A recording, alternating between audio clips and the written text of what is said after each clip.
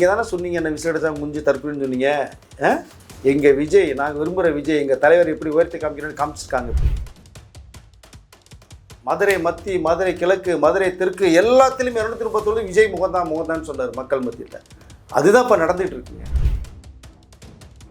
எந்த கூட்டணி இல்லைங்க, ஒரே ஒரு நபர் மக்களை நம்பி அவர் மட்டுமே களத்தில் இறங்கி போறாரு. வணக்கம் சார். வணக்கம்.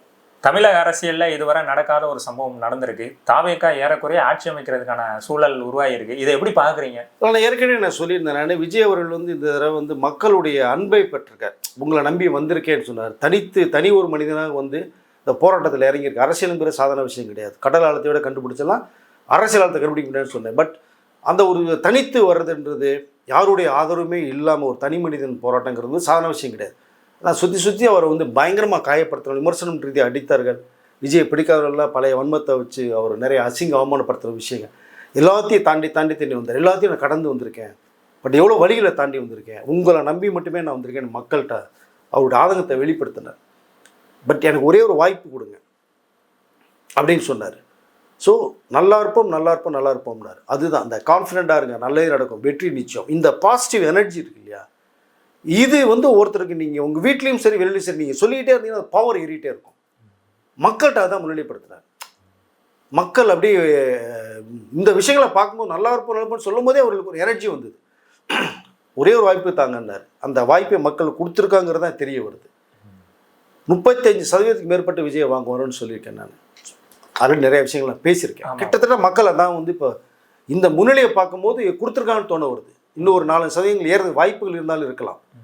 ஏன்னா முன்னாள் ஐபிஎஸ் அதிகாரி அவர்கள் கூட பார்த்தீங்கன்னா 121 இடங்களை வெற்றி பெறுவார், 41% வருங்கிற அளவுக்கு சர்வே எடுத்து வர சொல்லியிருக்காரு. இதை ஸோ பிராக்சிஸ் மை இண்டியா அவர்கள் தளத்திலே சொன்ன ஒரு விஷயம் இருக்குது.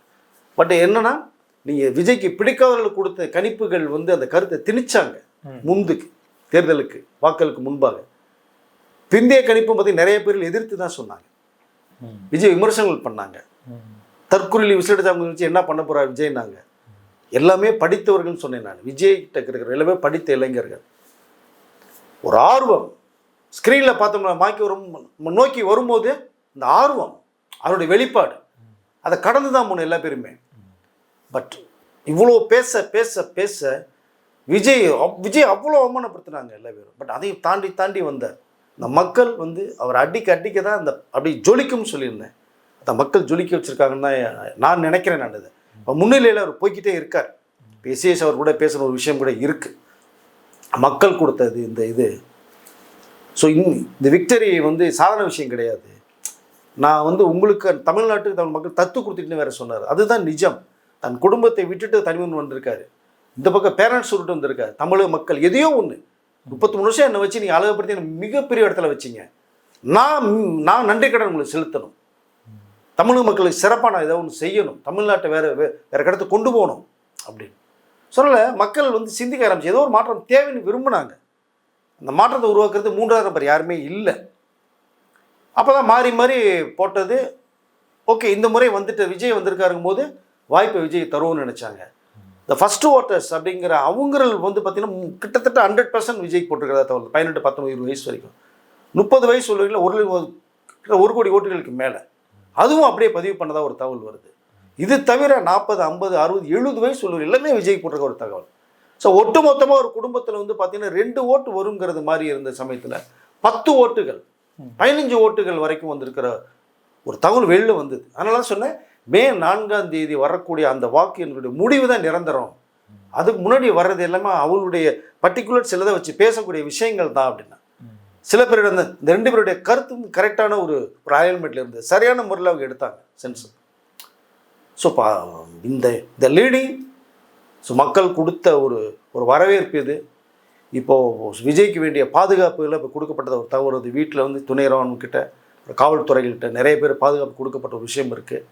இப்போ விஜயும் கிட்டத்தட்ட முக்கியமான நிர்வாகிகள்லாம் கூப்பிட்டு உட்கார வச்சு இப்போ நம்ம பேசிட்டு இந்த நேரத்தில் பேச ஆரம்பிச்சிருக்காங்க. ஆட்சி அமைக்க போகும்போது என்னென்ன நமக்கு பண்ணணும் சென்ற அடுத்த கட்டத்துக்கு விஜய் நடந்து போயிருக்காரு. இப்போ கிட்டத்தட்ட உறுதி செய்யப்பட ஒன்றா வருது. எப்படி ஆட்சி அமைக்கலாம், எப்படி கொண்டு போகலாம், என்ன அப்படிங்கிற விஷயத்துக்கு முக்கியமான அதிகாரிகளோட ஒரு கலந்து ஆலோசனை பண்ணி அந்த பேச்சில் விஜய் ஈடுபட்டு இருக்காரு. இப்போ ஓகே சார், வரலாறு திரும்புகிறது. அப்படிங்கிற ஒரு டேக்லைனை வச்சு தான் விஜய் வந்திருக்காரு. இப்போ வரலாறு திரும்பிருச்சா சார்? கண்டிப்பா. அது என்ன திரும்பிச்சான்னு கேள்வி வேறு கேட்குறீங்க. அதை இந்த முறை வந்து மக்கள் வந்து வரலாற்றை திருப்பி போட்டிருக்காங்க விஜய் பக்கம்.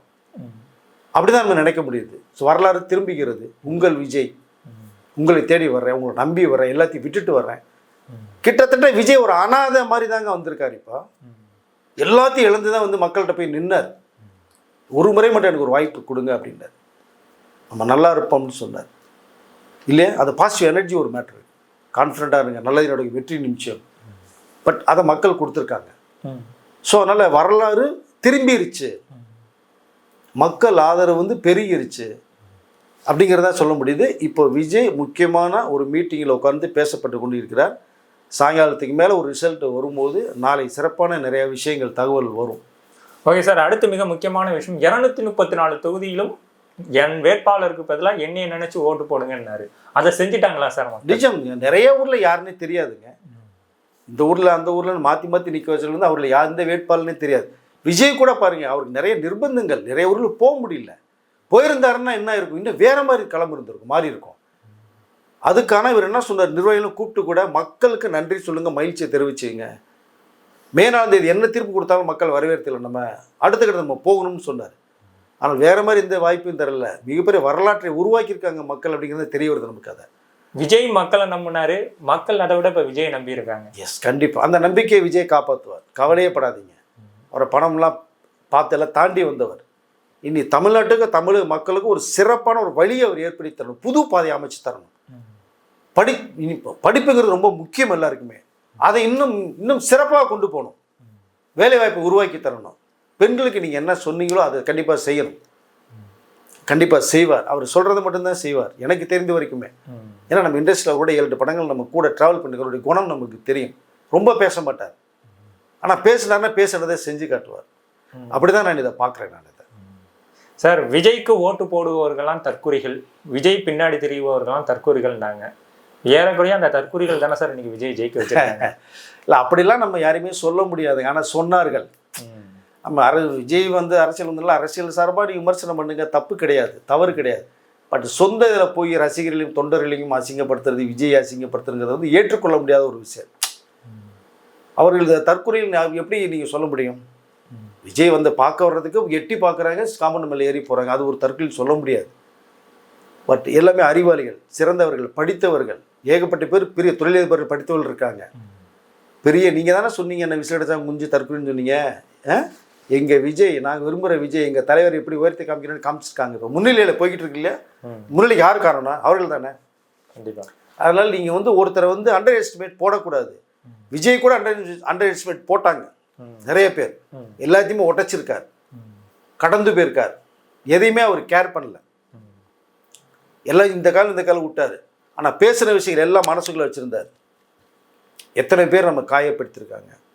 நிறைய விஷயங்கள் நம்ம விஜய்க்கு யாருக்கும் அட்வைஸ் பண்ணுற அவசியம் இல்லை. பட் அந்த விஷயங்கள், சில விஷயங்கள் நம்ம கருத்துக்களை சொல்லும்போது அதை வந்து ஏற்றுக்கொண்டிருக்கார் விஜய். அதை வந்து பிரச்சாரத்திலையும் மீட்டிங்லையும் அவர் பேசியிருக்க நம்ம உணர முடிஞ்சது நம்ம அது. ஸோ அதனால் இவர்கள் இப்படித்தான் அண்டர் எஸ்டிமேட் பண்ணாதீங்க. அது தலையெல்லாம் மாறி போயிருக்காப்ப. இனிமேலாவது பேசும் பொருள் கொஞ்சம் பார்த்து நிதானமாக பேசினா சிறப்பாக தான் நினைக்கிறேன். ஆனால் விஜய் கூட நீங்கள் எந்த வேட்பாளரையாவது நீங்கள் தரைக்குறவாக பேசுனதை பார்த்தீங்களா? இல்லை, யாருமே கிடையாது. எனக்கு வாய்ப்பு தமிழ்நாட்டுக்கு தமிழ் மக்கள் நல்லது செய்யணும், இவர் செஞ்சது என்ன? அவர் இந்த ஜென்யூனான ஒரு ட்ராவலே தான் ட்ராவல் பண்ணார் இல்லையா? கண்டிப்பாக. அப்படித்தான் எல்லா பேருமே நீங்கள் பேசணும்னு சொல்லி நான் விரும்புகிறேன். இப்போ கிட்டத்தட்ட பார்த்தீங்கன்னா 5 தொகுதியில் வந்து வெற்றி பெற்றாண்டு ஒரு அனௌன்ஸ்மெண்ட் இப்போ வந்து அது வந்தாச்சு. இங்கே தாம்பரம், அண்ணா நகர், சென்னையில் முதல் வெற்றியை பறிச்சிருக்காரு டிவிகே, அண்ணா நகர், அப்புறம் மதுரை தெற்கு, அப்புறம் தூத்துக்குடி, அப்புறம் தஞ்சாவூர், அடுத்து கோபிச்செட்டிப்பாளையம். 10 முறை செங்கோட்டையன் அவர்கள் 10வது முறையாக தாவேகா சார்பில் நின்று செங்கோட்டையன் வெற்றி பெற்றிருக்காங்க. தொடர்ந்து 10 முறை 9 முறை எம்எல்ஏ, அமைச்சர்.